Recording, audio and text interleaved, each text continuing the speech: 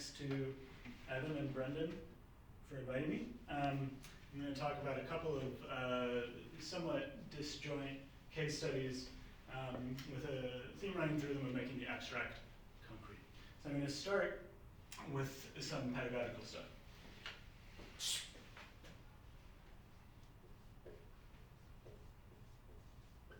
So right now I work at the Art of Problem Solving, ed-tech company that teaches math online. And I want to talk some about the group theory course that I wrote for AOPS, which is one of my big projects there. The big idea with the group theory course was to try to give students a real encounter with abstract or advanced or modern mathematics at a much younger age, different background, and probably broader group than the college juniors that usually get taught group theory. Okay, so how do you accomplish this? The big strategy is to throw away a lot of the sort of routine exercises and train students into rigor that take up a whole lot of the standard abstract algebra course and the standard analysis course. For me, I really don't like how these courses run much at all. I think it's a shame that we end up with students having learned analysis without knowing what the gamma function is.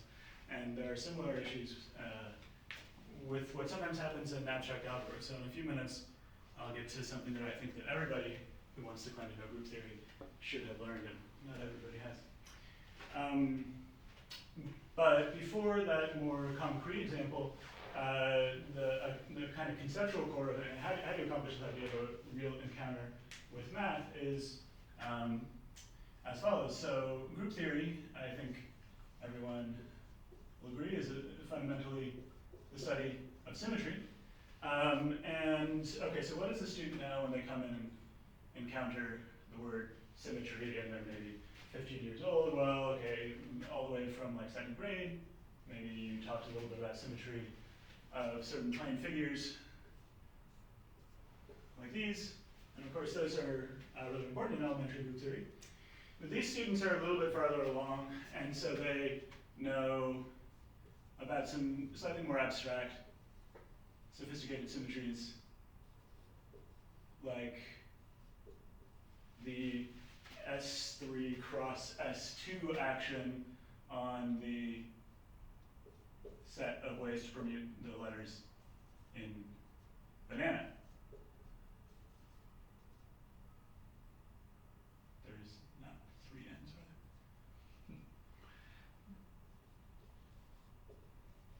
are there?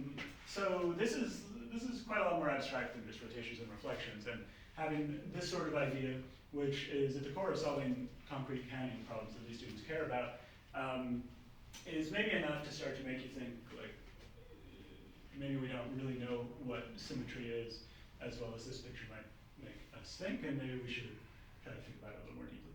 So this is all pretty much enough to guide students, at least very eager students that we're tending to work with, to the definition of a group of symmetries of a set. So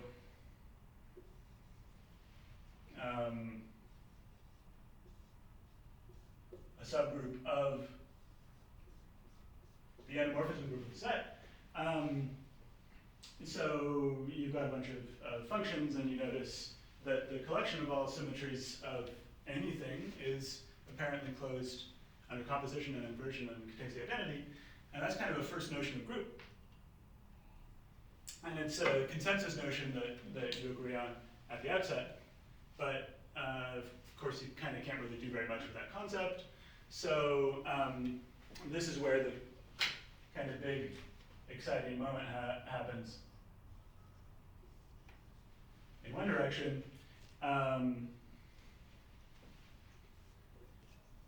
where we convince the students little by little that we can capture everything we can think of about these kinds of concrete groups with the usual notion of an abstract group of binary operation. And then you're off to the races doing group theory. But what's particularly cool here, once you get close to the end of the course, is you've studied basics about groups and you've gone to group actions, and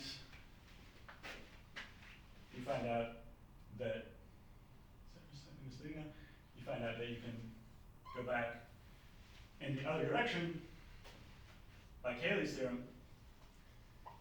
And so at this point what we've established here is that the notion of an abstract group is a necessary and sufficient axiomatization of the intuitive concept of symmetry as captured in a pretty inarguable way as a group of symmetries of some kind of a thing.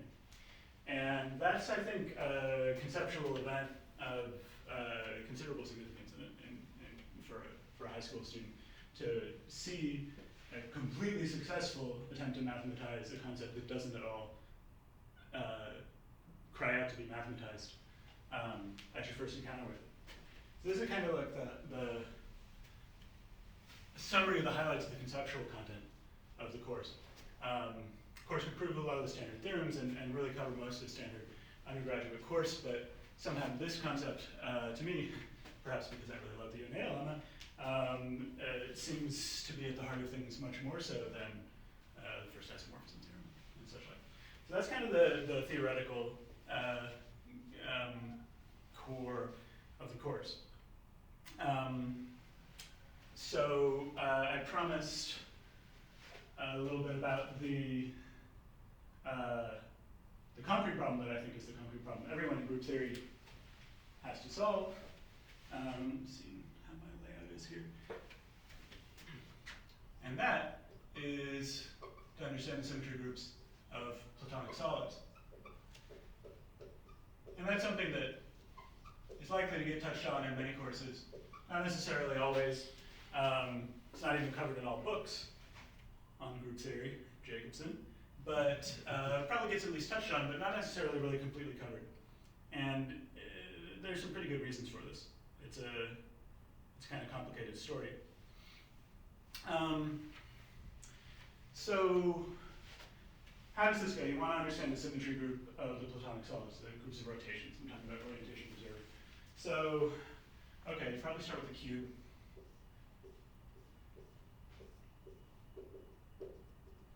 And with some work, you might be able to classify for yourself all the symmetries of the cube, rotations fixing two faces, or two opposite vertices, or two opposite edges, and count and find that there are 24 of them, and try to guess that maybe this is S4. Even that step is pedagogically really non-trivial. So I've got some exciting sizing here, it looks like. Try to get everything visible.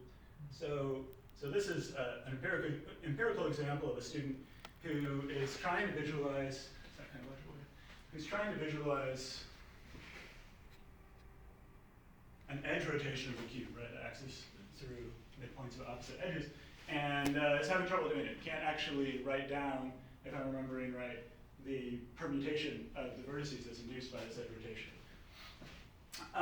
So what do you do in this situation? I think kind of traditional pedagogy says you tell students to like stare off into the distance and go like this for a while, and eventually they're supposed to just see it.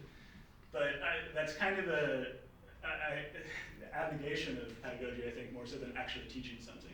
I think for a lot of students, that kind of barrier can just stop you. If you don't figure out how to visualize cubes spinning in your head well enough, you think, oh, well, I can't understand this.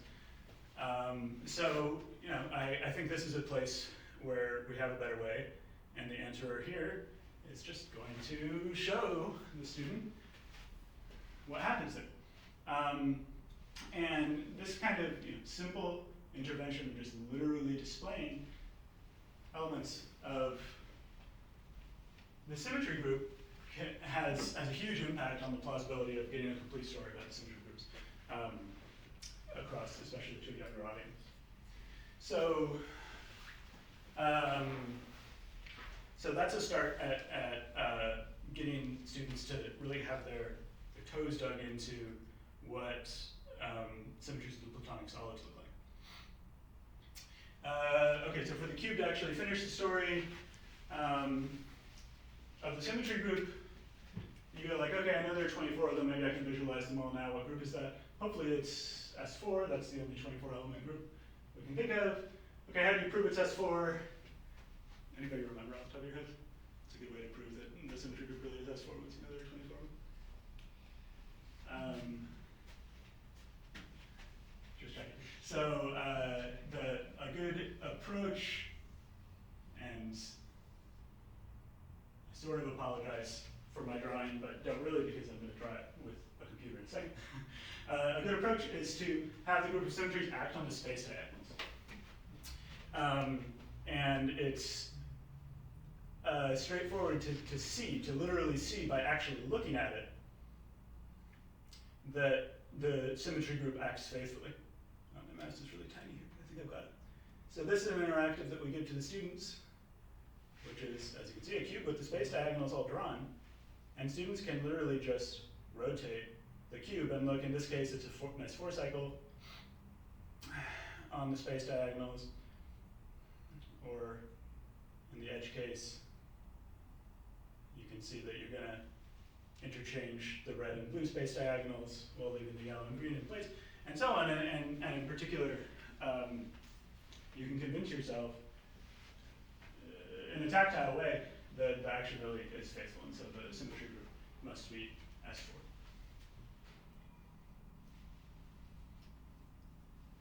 So that works okay, and that's one where a lot of people would probably consider themselves okay to get away with that, just spinning things in their head, although this really helps a lot for a lot of people.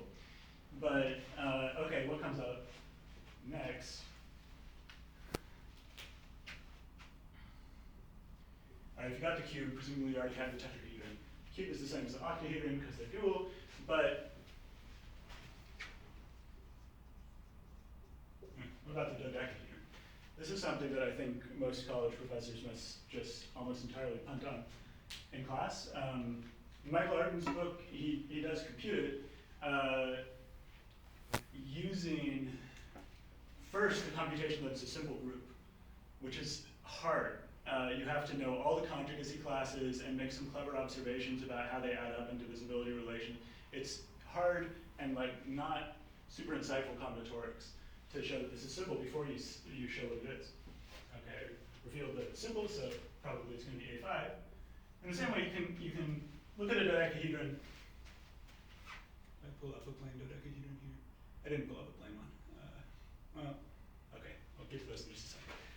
You can look at a plain dodecahedron. It's got 12 faces, 5 rotations, 5 symmetries fixing on a given face. So probably there's 60 symmetries.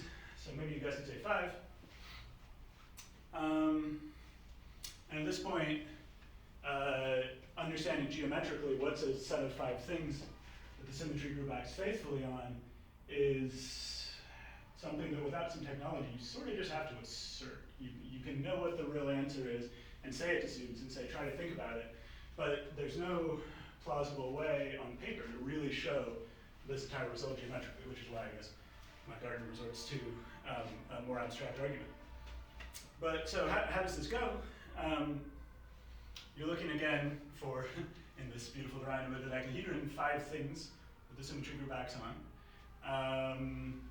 And diagonals end up not working if you count diagonals, look for various inscribed polygons maybe, and no hope. What starts to work is looking for other inscribed solids. So you can do this with cubes as well, but here's some tetrahedra. There are 2 tetrahedra inscribed in a dodecahedron for each vertex. So you can see the purple and pink ones here. If we put A at the top, then how does this arrange, right? There's A at the top, connected to 3 neighbors.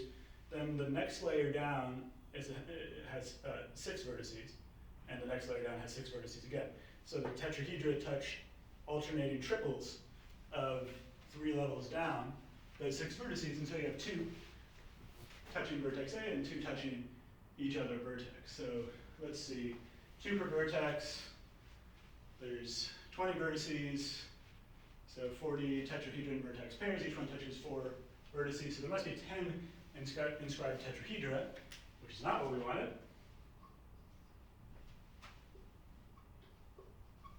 But it turns out that if you've been bothering your students about orientation a little bit, you can get them to make an orientation argument, giving a natural splitting of these 10 tetrahedra, which I just want to say because it's super cool. It's hard to discover, it takes some time. If you sight down an edge of the purple tetrahedron, you'll see that the zigzag of dodecahedral edges crossing this purple edge goes left, right, left. And that's going to happen sighting down any edge because you can rotate the camera to get any other edge of the purple without changing what you see on the dodecahedron. If you sight down a peak edge, the zigzag's going in the opposite direction. So that is, I think I might have said something, did I say something wrong there? Did I not sight down the, see left, right, and right, left, right. Yeah, so we see two different zigzags, just making sure things didn't break all of a sudden.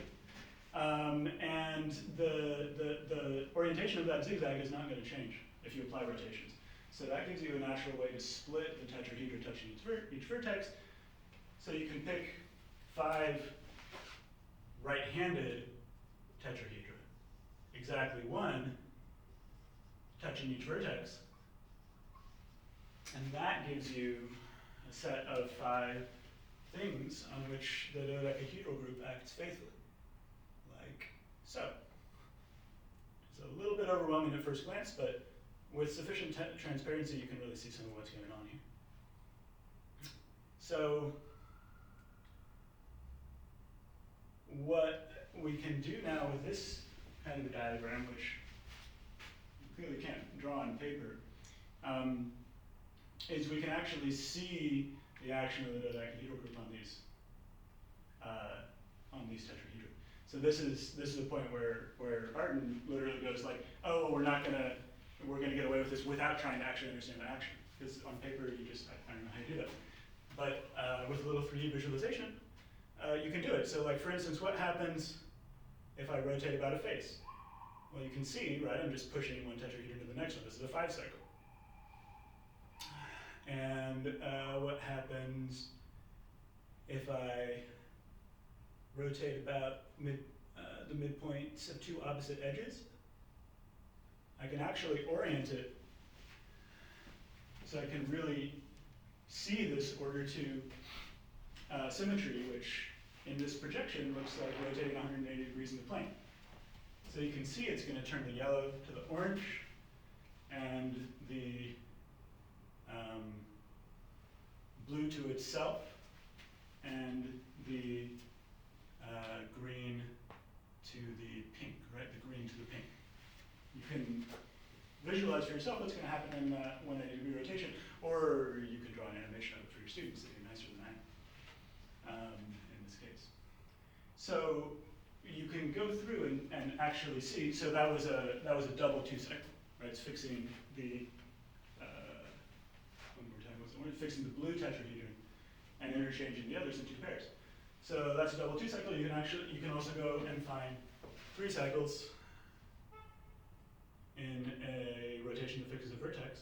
You can see this one best by setting up, say, the yellow to be the top vertex.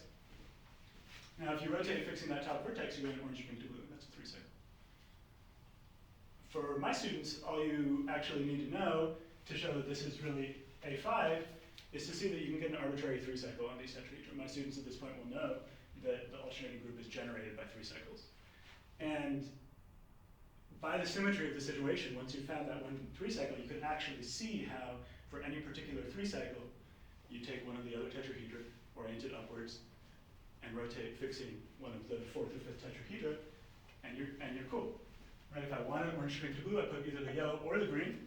Same difference, because you can see they're both fixed by that rotation, and I get my 3 cycles. So you've got all the 3 cycles. This is really A5, and this is really an actual proof that the dodecahedral group is isomorphic to A5 in a way that I think it's fair to say you couldn't do without this 3D simulation. And students tend to do agree in commentary at the end of the course that this stuff was really kind of indispensable to get a nice concrete grasp on platonic solid.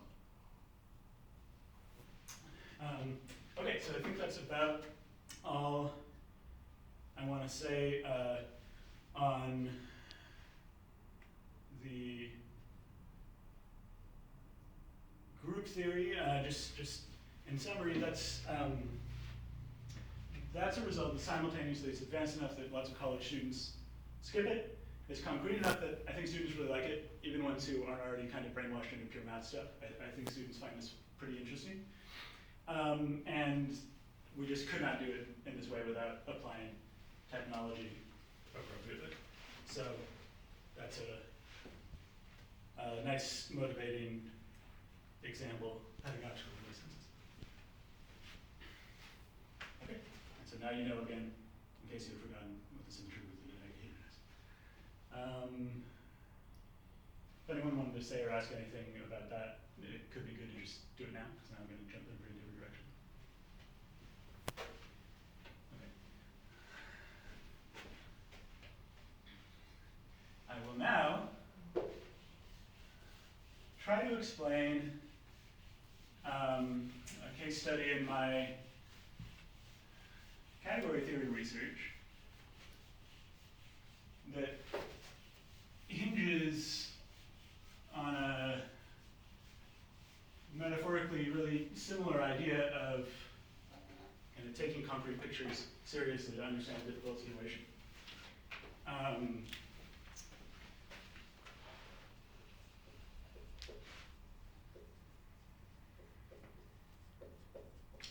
Okay, so a lot of my thesis work had to do with, a lot of my thesis work had to do with studying higher categories, where for me that means probably infinitely high, via lower categories. I just intellectually always find it really nice to try to get at these big, woolly, crazy, fuzzy things with some things that I understand. And this is not something that's pretty common in higher category theory and in abstract homotopy theory. And the kind of central example of doing this is the category that I'll call hot, which is the category whose objects are probably CW complexes. If you don't remember what a CW complex is, or never do, you can just think topological space, as long as you promise not to think of a weird topological space. Nice topological spaces. And the morphisms are equivalence classes of continuous maps between these complexes with respect to the homotopy equivalence relation. So morphisms get identified if you can continuously deform them into each other, like so.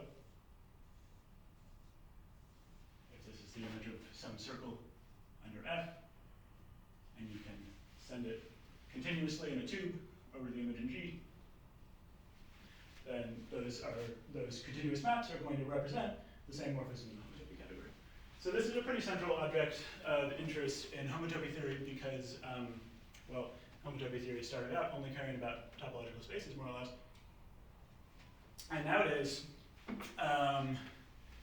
the infinity category that this is a shadow of plays the role for higher category theory that sets play for one category theory.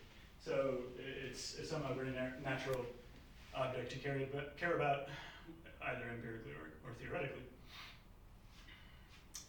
Okay, but it's a very bad category.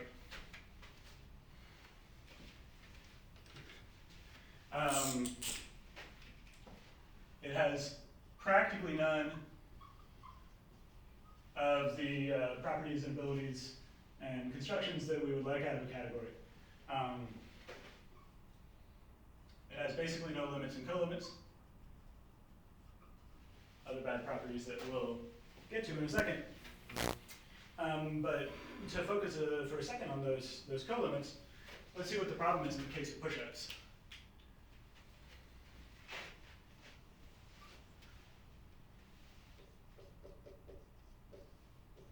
Okay, why aren't there push-ups in here? If you've got a span in hot A, B, C, so those arrows are homotopy classes of maps, but you can imagine representing them by an actual map. So this is basically continuous maps, A to B to C. What's a coconon of that look like? There's another space with maps from A, B, and C to X, such that those diagrams commute. What does it mean to commute? In the homotopy category, it means there exists a homotopy between that composite and the map from A, and there exists a homotopy in that triangle as well. There merely exists a homotopy. So that's that mere existence is the big problem here.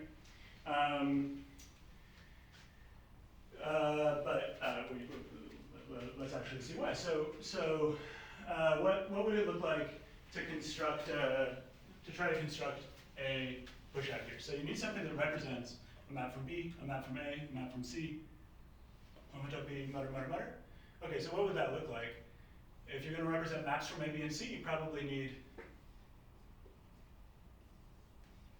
to start with a disjoint union A, B, and C. That'll represent those three maps. And okay, now you need to represent the existence of the homotopy. Well, how do you represent homotopies? The functor of homotopies between maps out of A is represented by stretching A out into a cylinder. So the natural thing to try to do is to glue a copy of A cross I in where this end is glued to the image of A and B, and this end is just A, and similarly to do this here. This is the kind of the thing I think you almost inevitably end up doing if you try to construct a push-out in a homotopy category. Okay, but this is not a push-out because this represents, if we call this whole big thing D, this represents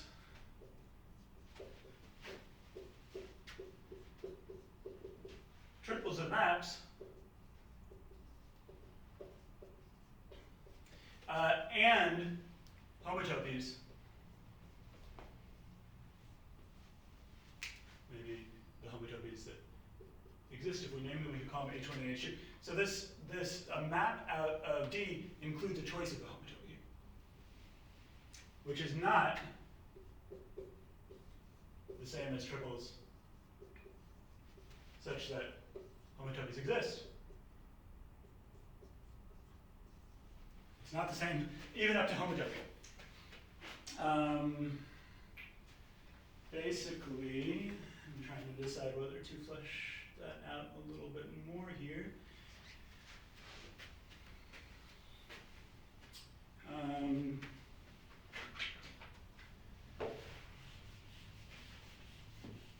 Basically, the problem is that if you look at one of those quintuples up to homotopy, the homotopy you're proposing has to respect H1 and H2, which does not have to happen here.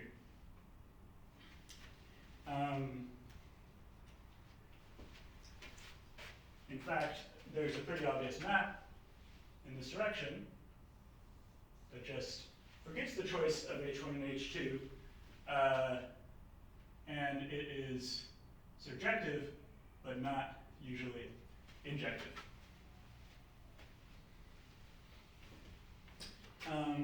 For instance, if A is a circle and B and C are singleton one-point spaces,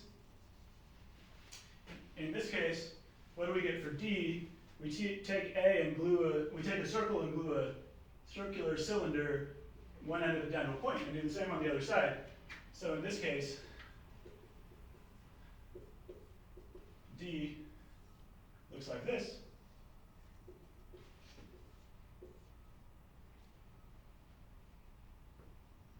Like this. Which is a two-cert.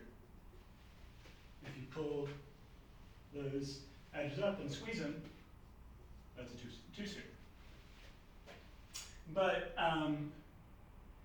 this diagram actually has a colimit in hot, unlike most spans, because what happens with a cone under this thing, you pick a point in x, and another point in x, and a circle in x, and there must exist homotopies between the circle and those 2 points.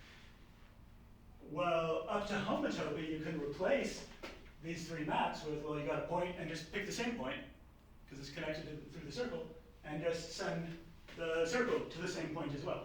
So up to homotopy,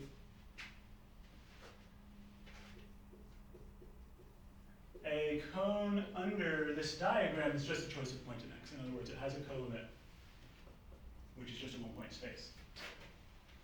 Okay, that was a little bit quick if you're not familiar with this stuff, I bet. So apologies if that blew past a little bit. But these things are not the same, is the point, right? Maps from S2 to X are not the same as points of X.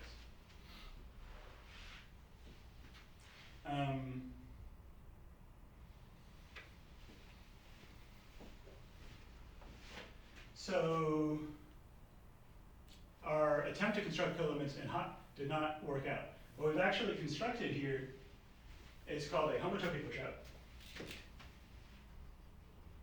And it's a special case of a homotopy colimit.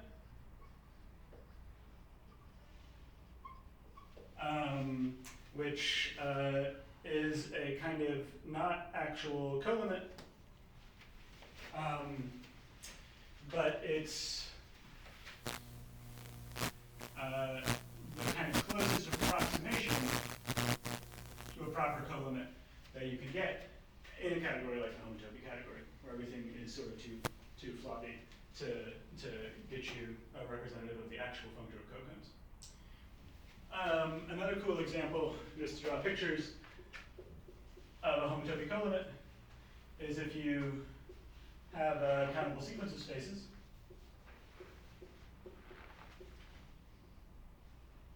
And you want to try to do a colimit of this but fail. Okay, a cocone is a map here, map here, map here, such that various triangles commute up to homotopy. So you're going to glue all these spaces one to the next by a cylinder again, and perspective in this drawing is not very plausible.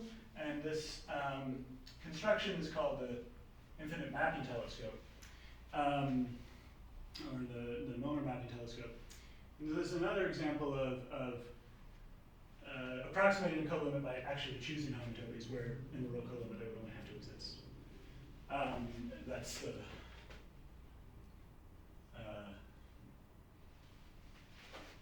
homotopy colimit of a diagram like that. Okay, so what we see in this case, with this map being surjective from the functor represented by the homotopy colimit to the functor that would be represented by the colimit, is, well, first of all, we see that this is surjective, right, because splitting is just actually choosing homotopy, so we can do that. We observe the same thing here, and a kind of thing where this map is surjective, so it's only halfway to being a colimit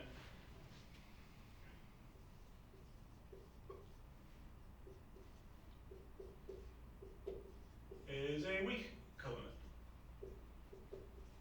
And so the whole question that I'm working to come around to is about the relationship between homotopy colimits and weak colimits in the homotopy category.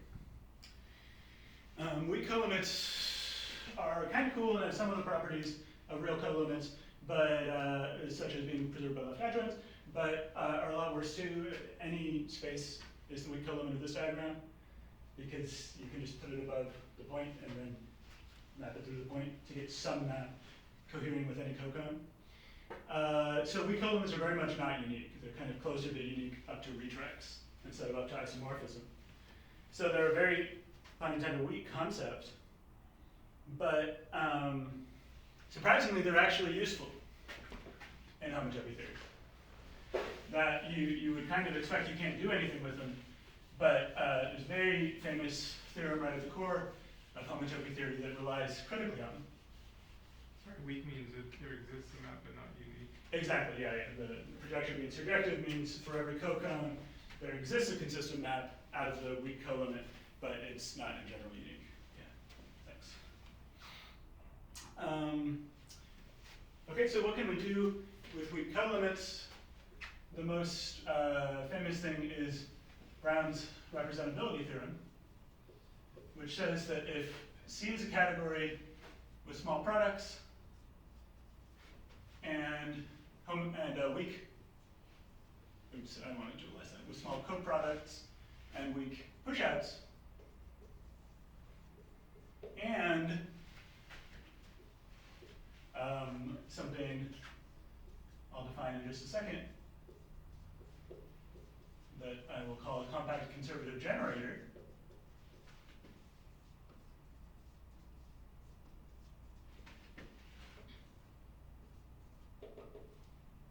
It's a set of spaces, I can say it out loud, I'll write it a little bit more. It's a set of objects of the category such that the representable functors are jointly conservative. These spaces jointly detect isomorphisms by mapping out. And compact is harder to state in this kind of category, but it means every infinite sequence, like the A1, A2, A3, 4 that we saw a second ago, has some weak co-limit. Okay, I only assumed there are weak pushouts, but coproducts and weak pushouts implies the existence of weak co-limits of chains. Such that objects of S look compact to this weak co-limit. Unavoidably more of a mouthful than a kind of compactness you might be used to in less bad categories. But compactness normally says something about maps out, factoring through some level of a filtered co-limit, and the thing you say is exactly the same in this case. That's for every element of your compact generator. Okay, so we'll get to the conclusion now. C has some like really, really weak co-limit properties and some kind of interesting generator thing. It's like very different from a separator where the representable functor is faithful. It just detects isomorphisms, and it's got some kind of weird, slightly technical compactness property. In that case, then you have the perfect representability theorem. A presheaf is representable if and only if it preserves the fake co-limits. So this is a pretty scandalous theorem.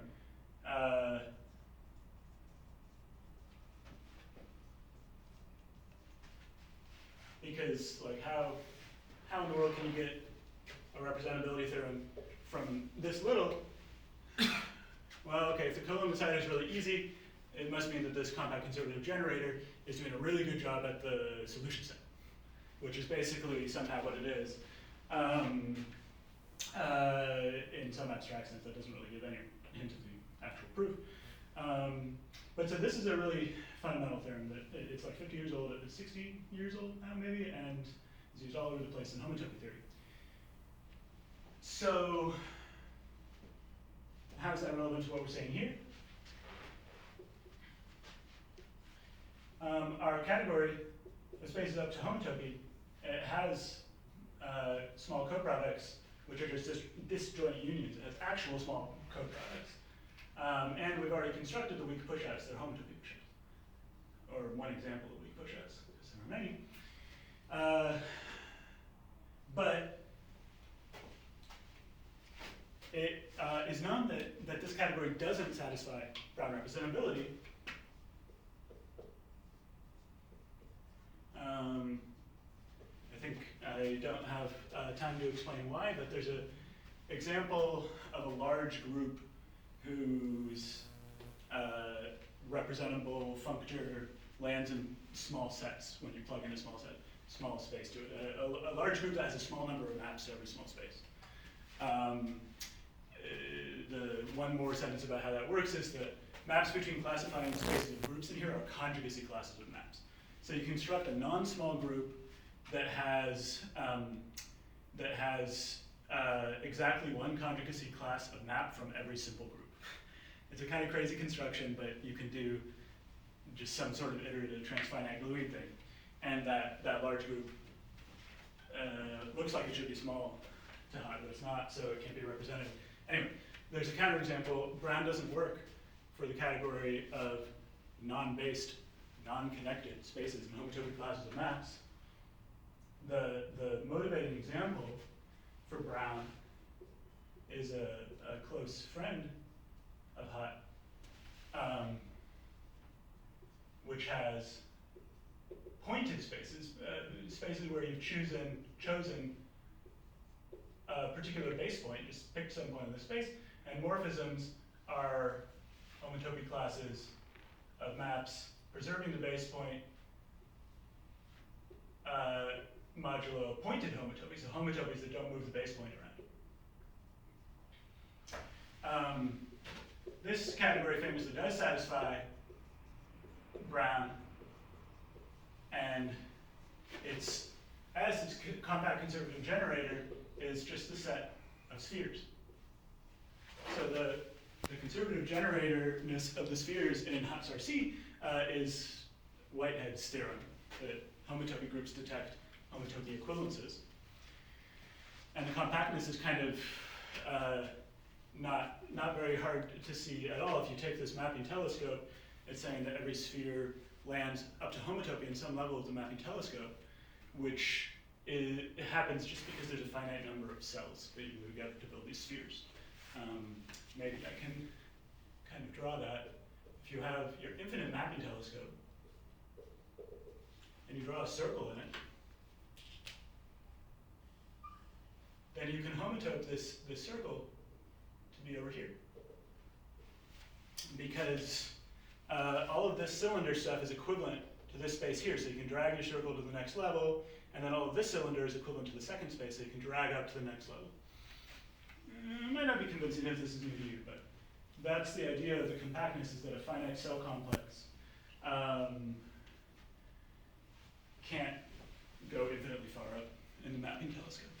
So, okay, so pointed connected spaces satisfy Brown. Unpointed, not necessarily connected spaces don't. So they must not have any compact conservative generator, or they would have to satisfy Brown. Which is a pretty surprising fact to a lot of people the first time they hear or realize it, because like everything in classical homotopy theory is based on the fact that the spheres are a conservative generator for hot star C. But it just doesn't work. There is no analog of a nice countable family of homotopy groups that detects homotopy equivalences of not necessarily based, not necessarily non-based, not necessarily connected spaces. Okay, so why? Or maybe not why, we kind of know why for that. What I should say is, well, okay, spheres are cool. They do a lot for us in homotopy theory. So the next question after this is like, maybe can we have a conservative generator that still lets us get some generalized kind of form of Brown representability?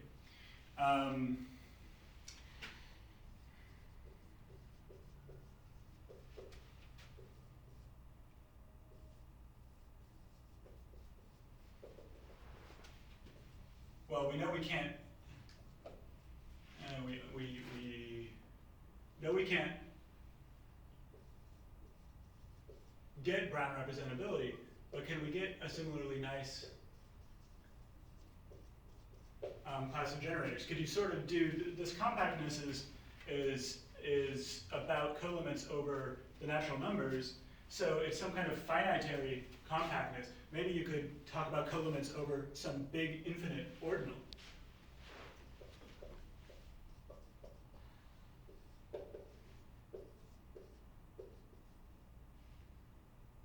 For an uncountable ordinal kappa. So I'm talking about like just continuing this sequence of spaces on transfinite for some amount of time.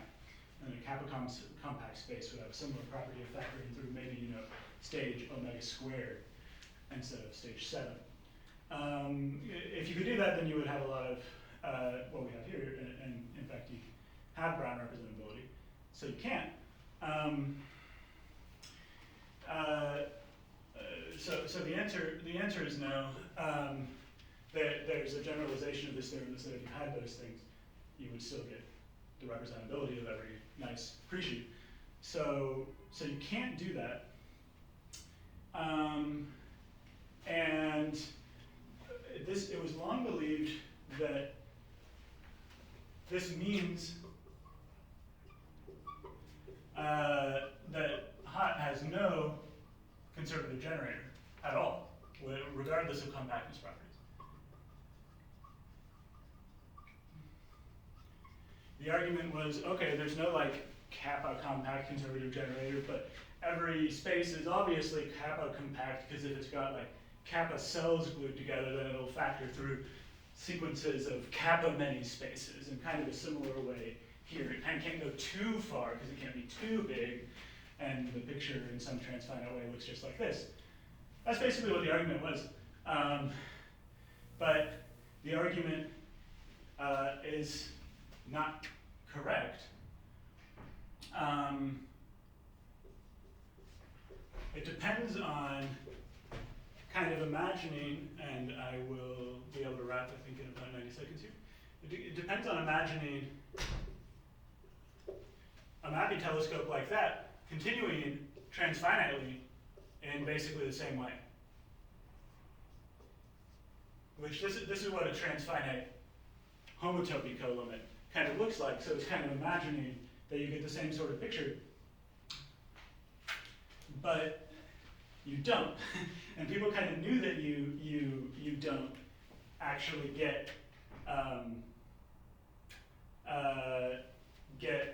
homotopy colimits that have the same nice weak colimit properties for transfinite for big complicated categories, and yet it was sort of missed. So the problem is that if you go and actually build a weak colimit over some big ordinal in hot, actually I've already got the beginning of the picture up there.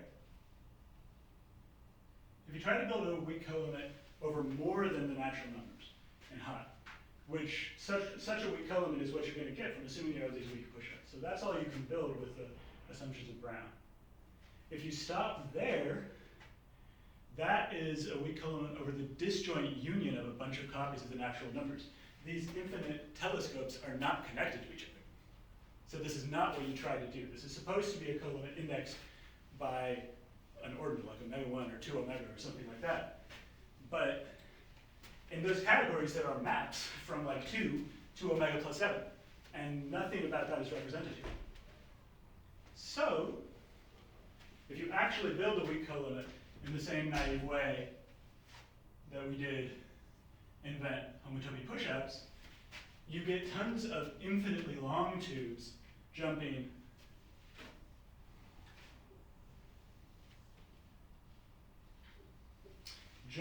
across from 1 to 3 omega and jumping infinitely far to represent the fact that if you have a cocone under this diagram, you've got a map from A 3 omega and a map from A1, and there's a triangle going all the way from A3 omega down to A1 that has to commute up to homotopy. So this is gluing in the relevant homotopy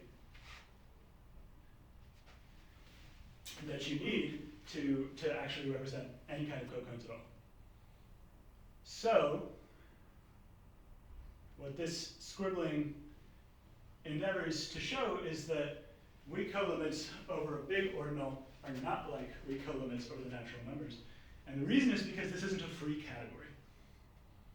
If you have a free category, you get to just glue these tubes in just for the free generators, right, which for the natural numbers are just +1. But an infinite ordinal is just not free, because if you just have these adjacent generators, you get that disjoint thing. And so trying to hit my conclusion in a couple sentences here.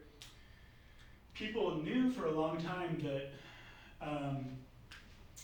weak colimits over non-free categories probably shouldn't be homotopy colimits in general.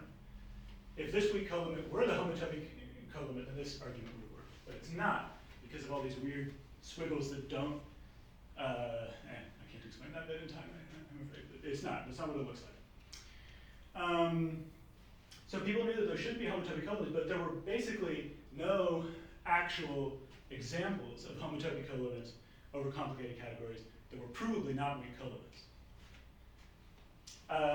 So what Dan Christensen and I did in our paper, forthcoming sometime, one hopes, it's in algebraic and geometric topology, is we showed that this picture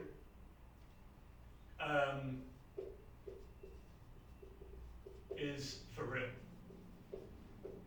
That this picture that makes you think that weak colimits, transfinite weak colimits in the homotopy category can't be homotopy colimits is actually right. We proved that there's a diagram that for which no weak colimit sees a given space as compact.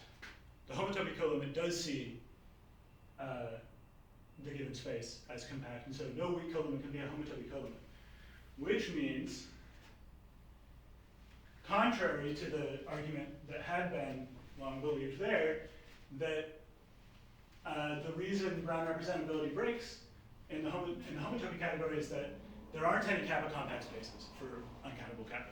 There just aren't nice uncountable generalizations of this weak colimit.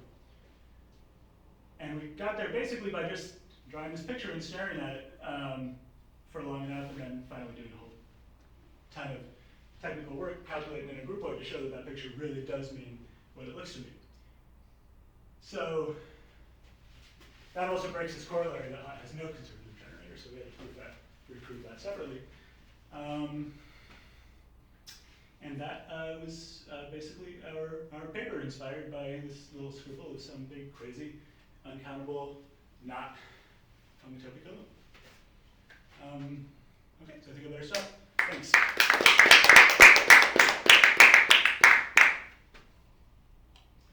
All right, questions for Kevin?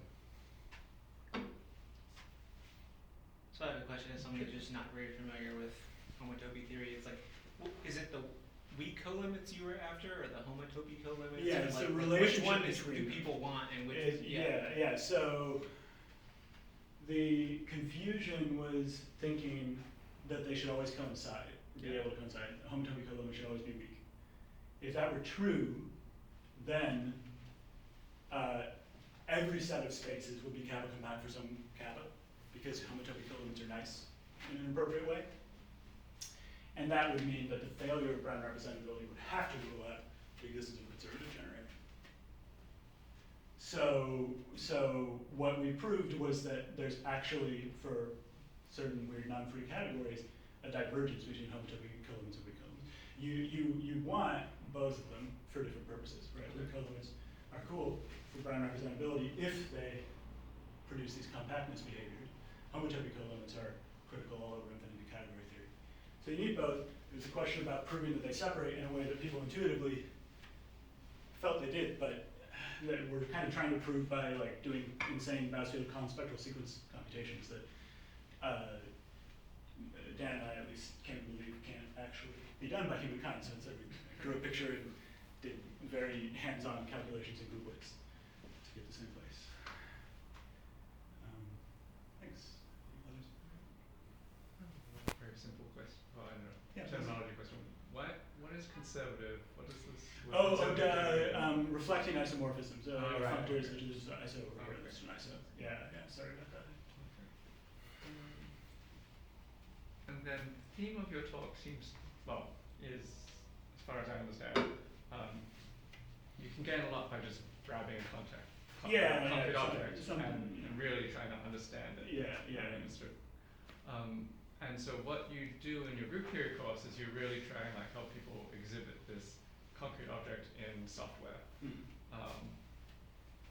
And on the other hand, you have this concrete object here, which seems do you claim that you could also do this in this? Yeah, that's field? that's a good question. So, That would be you know, at some level, I would love to do that. I do not know how to do that yet, and kind of suspect that these things are like uncountable. It's probably hard to have a really complete picture of them. So the actual way that we do stuff in here, rather than spinning around pictures, is by like doing crazy computations in group. So this one had to be eventually turned into algebra. Right. But it's really all kind of like it just fell out of the picture. But unfortunately, yeah, this picture kind of is still this visualized in your head thing. Okay. So far, I would love to take it further. Okay. Why don't we thank Kevin again?